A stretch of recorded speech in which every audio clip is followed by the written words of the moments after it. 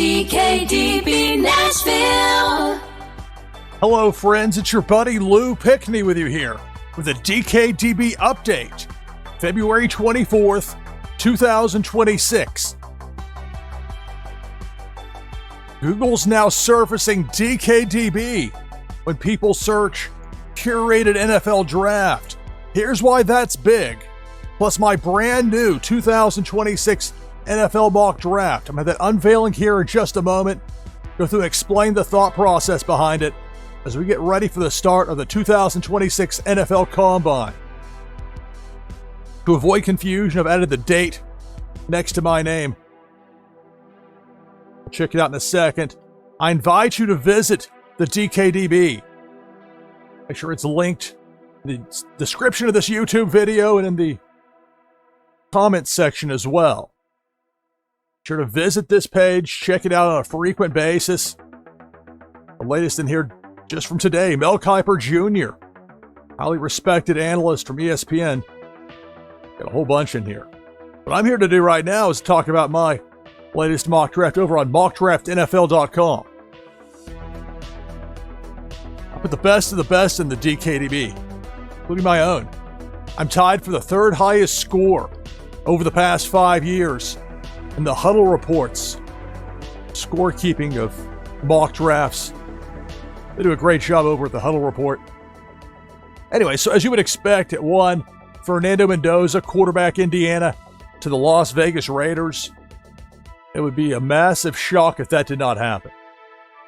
At 2, sticking with Arvell Reese, Ohio State linebacker, to the Jets. There's been some thought the Jets might go with a different edge rusher, like perhaps David Bailey or Reuben Bain Jr. But Reese is very dynamic. That Jets defense very much needs some improvements. They had 0 interceptions as a team for all of last season, 17 games without a single interception. Keep in mind as well, the Jets have 3 first-round picks in next year's draft. So I think they don't have to force the issue at quarterback. At 3, Arizona Cardinals, a team in need of an offensive tackle, and I've got the Cards taking Miami OT Francis Mauigoa.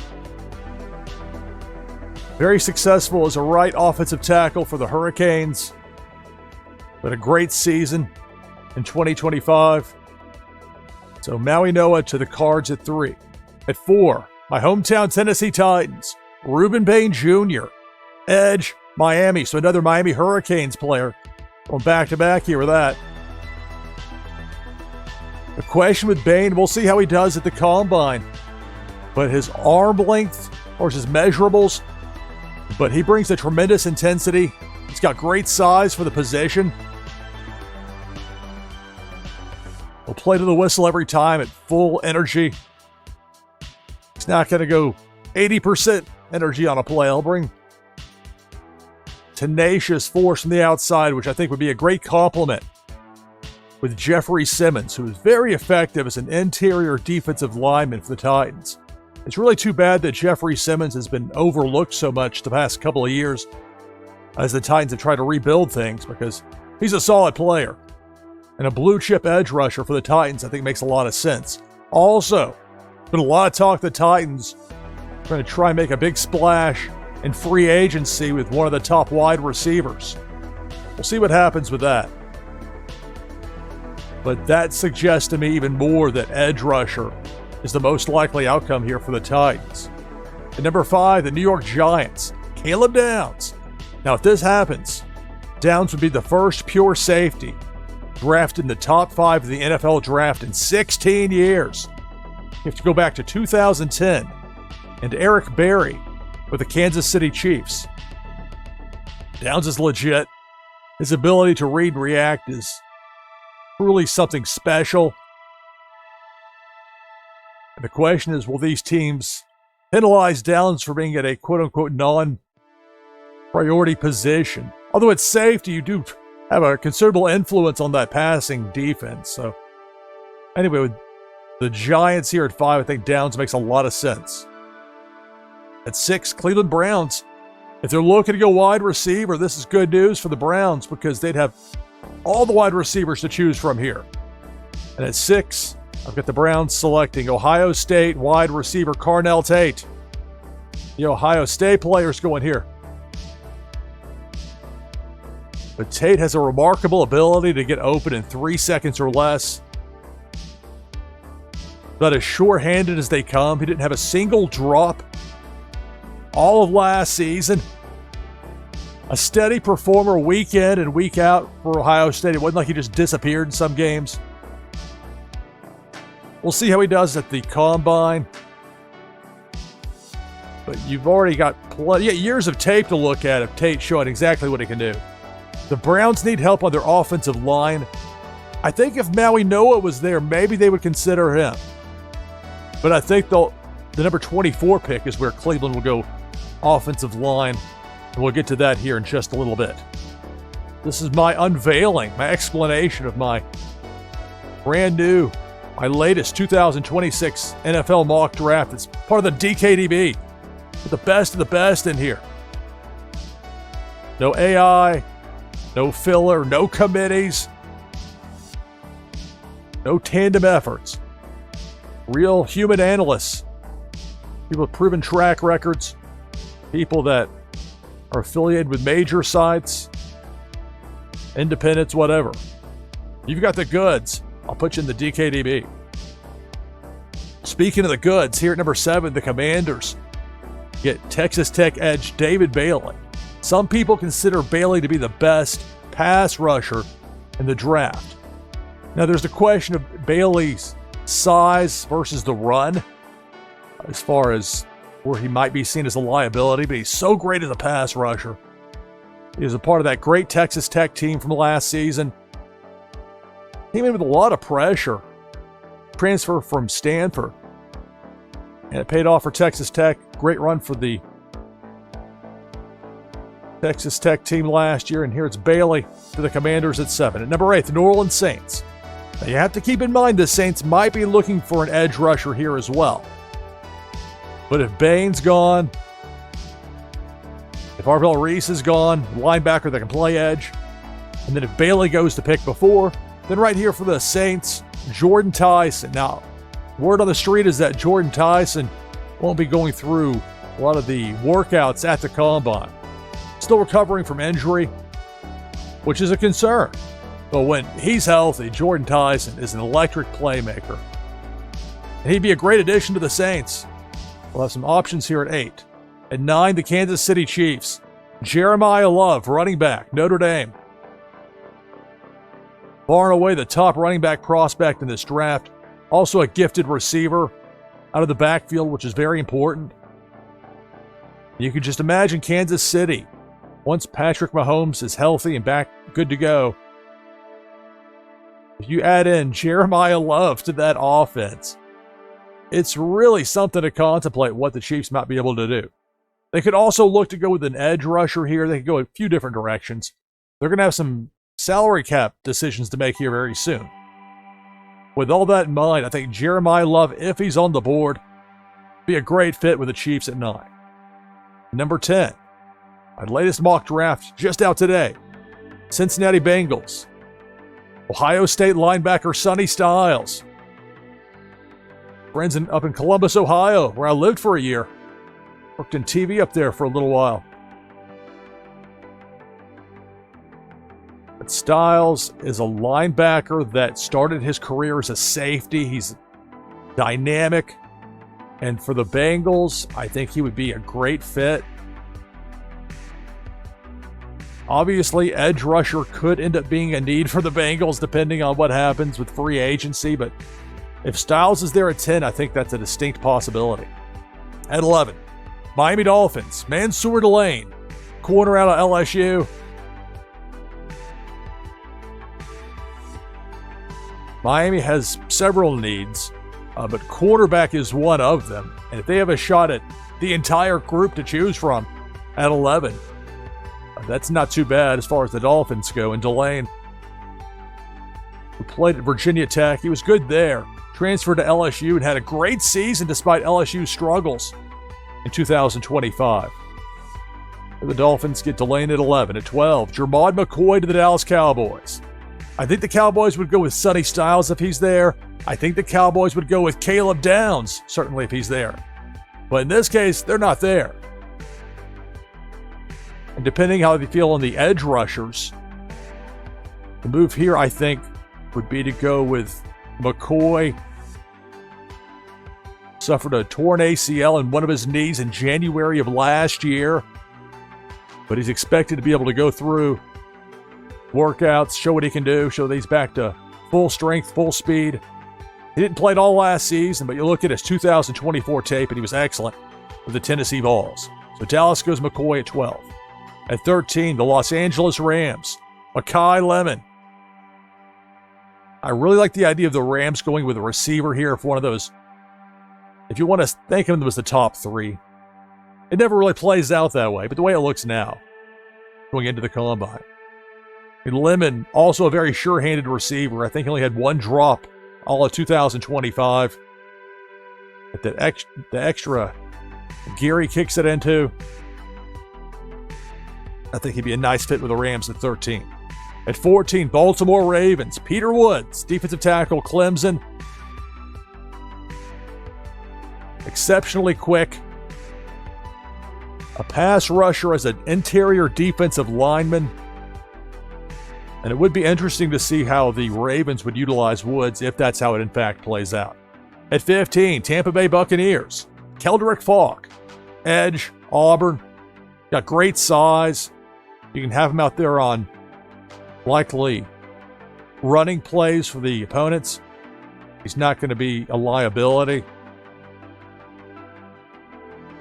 So Falk at 15 to the Bucs, who I think would definitely take Sonny Styles if he were there. You can't count out a linebacker for the Bucs at 15. At least the way it looks now. At 16, the New York Jets. Got them taking Colton Hood, corner, Tennessee. Hood had to really step up last season with McCoy's injury. And Hood performed well as the number one corner for the Tennessee Vols. Talked before about the Jets not having a single interception for all of 2025, which it boggles my mind that happened. In 17 games, this wasn't like a truncated season, like it was 82 or something. No, 17 games, 0 interceptions. That has to change, obviously. So here the Jets go with the corner out of Tennessee, Colton Hood at 16. At 17, Detroit Lions, Spencer Fano. Some people think Fano might go top 5, even top 3, maybe to Arizona. Recent indications have suggested Fano's range might be more in this, between 10 to 17, somewhere in there. Perhaps even a little lower, 15 to 20. Whatever the case, still a first rounder, just a matter of where he might go relative to team needs and anticipations on who's going to be there on the board. So Fano, offensive tackle from Utah to Detroit at 17. At 18, Minnesota. Finally on board with Minnesota going safety here. Dylan Thiedemann out of Oregon. A hard hitter, a smart player. Good quickness. Good recognition. He was a solid player before he transferred to Oregon during his time at Purdue. And while going safety in the first round, I'm going, Caleb Downs is a special case, but with Minnesota's needs, Harrison Smith likely set to say goodbye and good night to his NFL career. At age 37, it's tough, especially as a defensive back. My goodness, trying to maintain that speed you need. Anyway, so Minnesota's going to have some needs at corner. It needs safety. And here they go with Dylan Thiedemann, safety, Oregon at 18. At 19, Kenyon Sadiq to the Carolina Panthers. There are a lot of different directions the Panthers could take here at 19. Sadiq is the most likely of any tight ends to be drafted in the first round. I mean, there could be a surprise and somebody else would go late first, but the anticipation is that Sadiq would be the first tight end taken.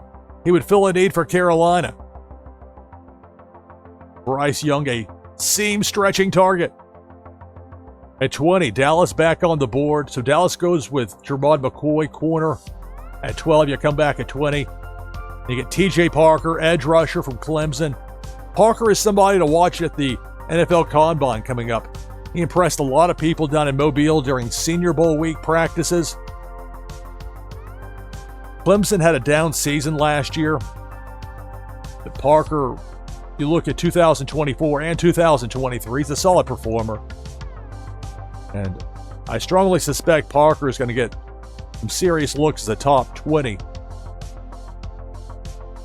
selection. He would go at 20 here to Dallas. At 21, Pittsburgh Steelers. Denzel Boston. I've heard a lot of people leaning in this direction here. Boston at 6'4" has great size. By that, you can, even with that size, you can line him up a lot of different places. But I really think his best fit would be as an outside receiver.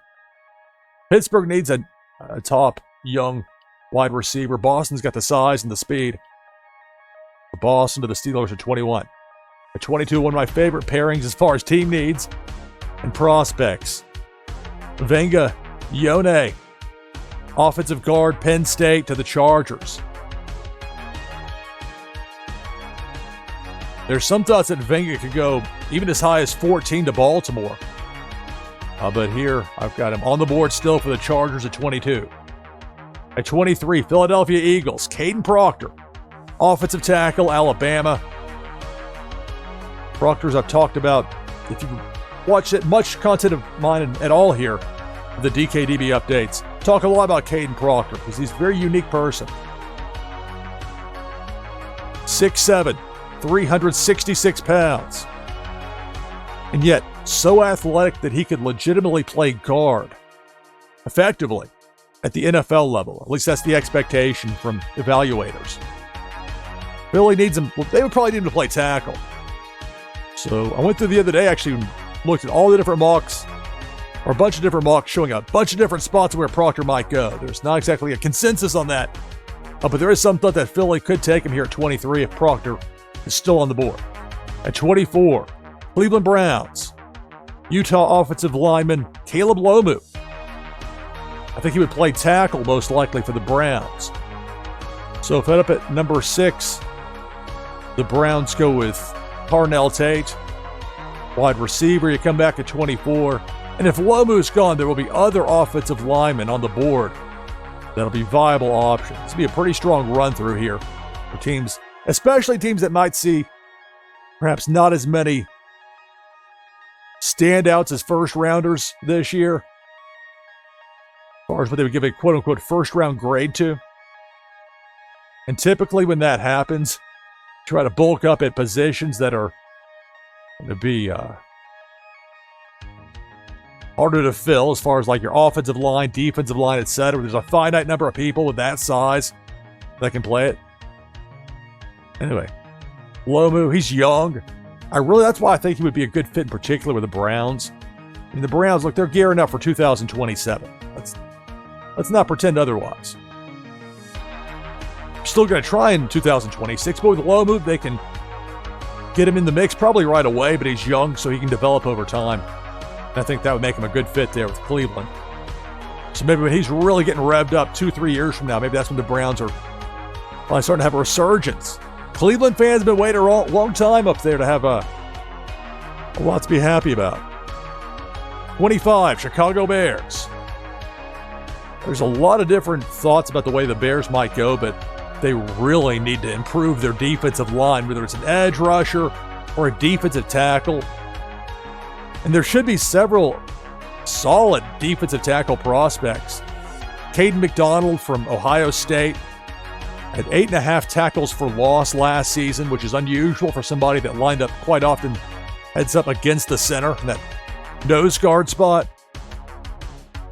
But like any defensive lineman that's effective at getting into the backfield, McDonald is earning plenty of attention here with this draft, and he could be several needs as far as the Bears, both against the pass and the run. That interior defensive line at 25. At 26, Buffalo Bills. Got the Bills going with Omar Cooper Jr., wide receiver, Indiana. The Bills could go with a linebacker here. They could go edge rusher, but I think Cooper is a name. See somebody to watch at the combine as well. Let's see how the workouts go for Omar Cooper Jr. If he performs well as expected, then he could vault himself into perhaps even a higher spot as far as that first round goes. But here at 26, I think he would feed a need quite well for the Bills. At 27, San Francisco 49ers.